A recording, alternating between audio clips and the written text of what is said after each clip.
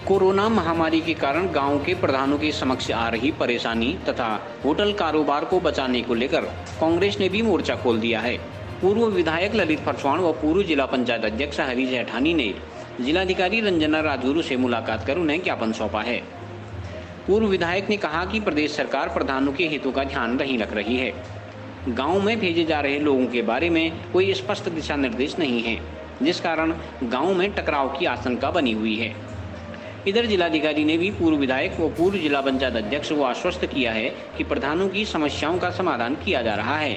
साथ ही जिलाधिकारी ने कहा कि कोरोना महामारी के इस दौर में प्रधानों सहित सभी लोगों को साथ देना चाहिए। पहले तो जिलाधिकारी को हमने अवगत करा था। जिलाधिकारी महोदय ने हमको स्वयं बुलाया भी था। तो हमने जो संस्थागत होम क्वारंटाइन हो रहे हैं और वहाँ पर जो दिक्कतें आ रही तो होटल एसोसिएशन के माध्यम से हमने ज्ञापन जिलाधिकारी को दिया। उसमें स्वयं जिलाधिकारी ने संज्ञान भी दिया कि हम कम से कम कोशिश करेंगे कि जो सरकार की गाइडलाइन है उस गाइडलाइन के अनुरूप होटलों में संस्थागत को क्वारंटाइन करने की पूरी कोशिश भी करेंगे। और ग्राम प्रधानों की जो समस्या इस स्तर पर आ रही कि भाई आखिर गांव के अंतर्गत जो लोग आ रहे हैं, गांव के लोग तो दबी जुबान कुछ कह नहीं पा रहे, लेकिन ग्राम प्रधान के ऊपर सब लोगों का बहुत बड़ा दबाव पड़ा। तो हमने उस बात को भी जिलाधिकारी महोदय की संज्ञान में डाला कि आखिर अगर तालमेल नहीं हो पाएगा तो कहीं ना कहीं बहुत स्थिति खराब हो सकती है। तो हमको पूर्ण आश्वस्त कर दिया गया कि आखिर ग्राम प्रधानों का भी समाधान रहेगा और ग्राम प्रधानों के समाधान के साथ साथ जो होटल एसोसिएशन की प्रमुख मांग थी कि भाई हमने अपने एसोसिएशन के नॉलेज में डालकर जितने भी हमारे जनपद बागेश्वर के अंतर्गत वित्तीय लोन लिए हुए हमारे होटल हैं उनकी कर्ज अदायगी के लिए कम से कम हम लोग मिनिमम उस पर उन होटलों को उनको किस्तों पर दे सकते हैं, पर डे के इंस्टॉलमेंट पर दे सकते हैं। तो कहीं ना कहीं वो व्यवस्थाएं उन्होंने करवाने की बात उसमें रखी है। तो बहुत अच्छा सुझाव उनके द्वारा दिया गया और जिलाधिकारी द्वारा इस सुझाव को मानने की बात भी रखी गई। तो इसी एवज में हम लोग वहाँ पर गए थे। और जहाँ तक ग्राम प्रधानों की बात है, ग्राम प्रधानों की बात बिल्कुल जायज़ है। हम ग्राम प्रधानों की बातों का पूर्णतया समर्थन भी कर रहे हैं और उनको हो रही दिक्कतों का भी हम समाधान करने की जिलाधिकारी महोदय से बात करते हैं। जिलाधिकारी महोदय ने संभवतः हमको पूर्ण विश्वास भी है, जो भी संबंधित क्षेत्र के ग्राम प्रधान अपनी समस्याओं के समाधान के संबंध में वहाँ पर पहुँचे होंगे, उनकी बातों को बहुत बढ़िया ढंग से सुनकर उनका समाधान करने की पूरी कोशिश करी होगी। ये कपकोट के हमारे क्षेत्रीय विधायक बलवंत सिंह भौर्याल जी के द्वारा प्रिंट मीडिया में इस बात को कहा गया कि भाई जो ग्राम प्रधान आपको सहयोग नहीं कर रहे उनके खिलाफ जो है पुलिस दंडात्मक कार्रवाई करे।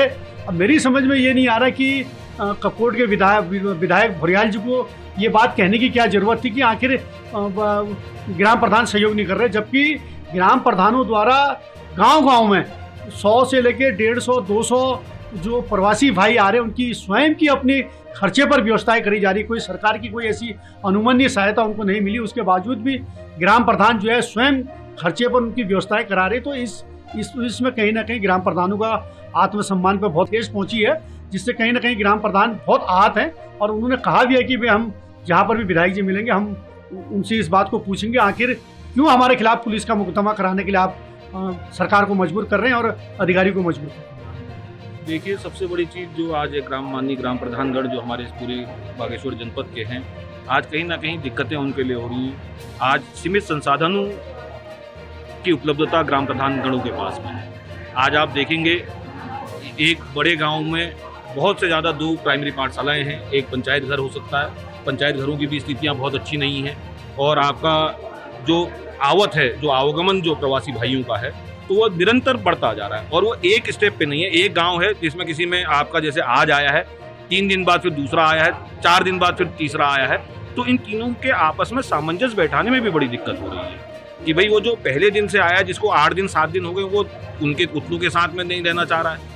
तो कहीं ना कहीं आज हम लोगों को इस विकराल समस्या, अभी तो हमारी आवत अभी शुरू हुई है, तो कहीं ना कहीं आज लोगों को इस बात पे केंद्रित करने की बात है, आज प्रोत्साहन करने की बात है माननीय प्रधानगणों को कि किन सीमित संसाधनों में वो लोग काम करें। उनको पैसे जो उनको खर्च जो उनका हो रहा है, जो वो लगातार राशन की व्यवस्थाएं कर रहे हैं, जो उनके रहने की लाइट की व्यवस्था है, कहीं पर लाइट फ्यूज हो जा रहा है, कहीं पर स्कूल के दरवाजे नहीं है, कहीं एक सिंगल शौचालय है, तो कहीं ना कहीं इन चीज़ों पे टेम्परेरी व्यवस्थाएं के लिए शासन प्रशासन को वो करना चाहिए। और जहां तक भी हो सके सभी जनप्रतिनिधि होने के नाते सभी प्रधानगणों को सम्मान के साथ उनको प्रोत्साहन करने की जरूरत है, क्योंकि आज़ादी के बाद आज पहली बार है जब सभी सम्मानित ग्राम प्रधानों को इतनी बड़ी जिम्मेदारी अपनी जान पे खेलते हुए, क्योंकि पूर्व में भी इनने कोरोना वॉरियर्स के तौर पर इनको भी सम्मानित करने के लिए इनके इंश्योरेंस के लिए भी बात करी गई है।